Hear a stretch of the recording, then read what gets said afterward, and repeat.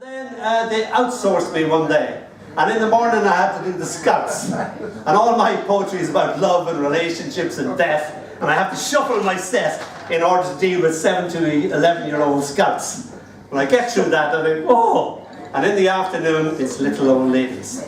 I'm in a little nursing home, which is strange because it's for the widows of British war veterans in Bray, and they're all about 80, 90, and I had to now give a reading to little 80, 90-year-old ladies, and I think, right, okay, shuffle the set again, and I had to read a poem about a night dress, and I was doubtful whether they could take this, and they said, oh yes dear, we've all had night dresses, and they all started telling me about their love life when they were 23 and 17, and they all had better, sexier, more exciting love lives than mine was. And I thought, oh, I can read this. And after I read it, they came and told me all their stories. And this is Mabel's voice, and this is Mabel's story.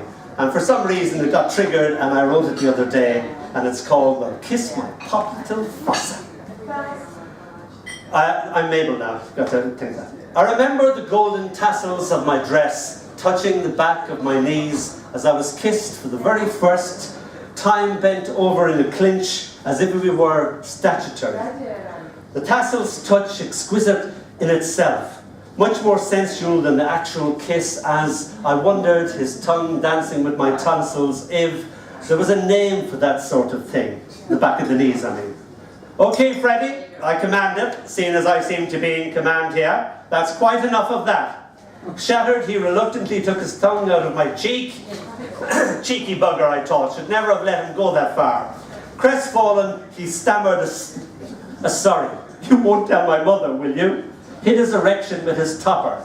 I went in at once and asked the father, is there a name for the back of the knees? Of course there is, my love. It's your popliteal fossa. I tingled to my toes, having discovered my first erogenous zone, and knowing that one day I would become a doctor. And finally, this is called Running Towards the Light.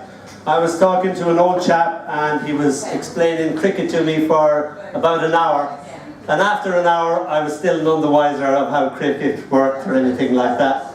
And there was a sudden hush, and everybody looked at the television like that. And I tried to explain my newfound knowledge, and I said, oh, is somebody out? And what had got their attention was a streaker.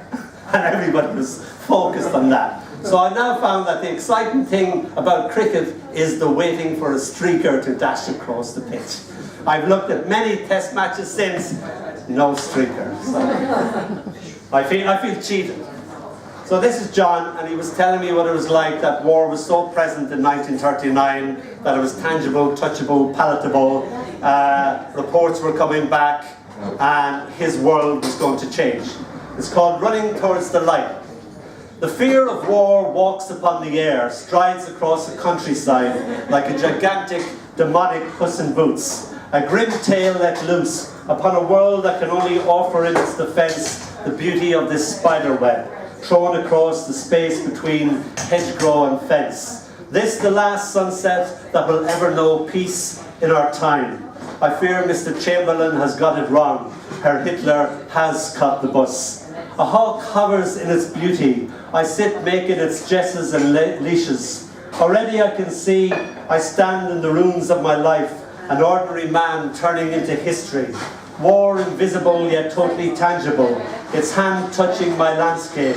An ancient chalk man holding the gates open, so what will be, will be. A sunset caught in the spider web, the last time I was ever me. Thank you.